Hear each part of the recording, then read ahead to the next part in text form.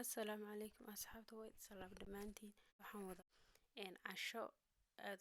casho aad u fudud waqti badan kaa qaadanayn danahaaga kala soo qabsanaysa ilmaha soo ciyaarsiisanaysa aayar baa ku tuuranaysa maasha allah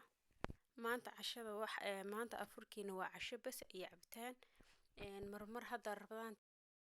sii dhamaanaysaa ilaahay nabad ha noogu dhammeeyo cibaadadana allah naga aqbalo aamiin maalmahan u dambaysa kulli busy buu iska badan yahay marka waxaan sameynayaa hadda cabitaankan wuxuu ka kooban yahay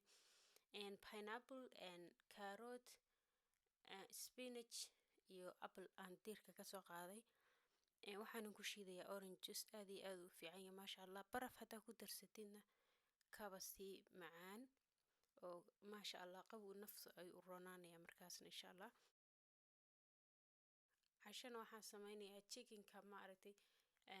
lugta ah lafta ayaan ka saaray kadib markaan lafta ka saaray chickenkii yogurt xawaash basbaas waxaas filfil ayaa marmariyay waan shiilay waan dubay markaasna waxaan sameeyay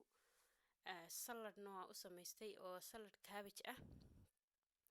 rooti ayaan dhex gelinayaa markaas saladkii digaagii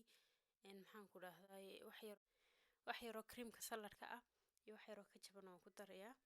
waa wax yaroo aad iyo aad u fudud maasha allah digaagan wuxuu ku fiican yahay maasha allah si u macaan yahay lagama sheegan karo digaaga kale oo lafta lahayn haddaan soo iibiyo waa qallayl si kasta haddaad u waxaysid ood yogurt ku ridisid saliid marisid qallaylka halkaa kama dego kolley aanu ma garanayo inay keligii tahay ma garanayo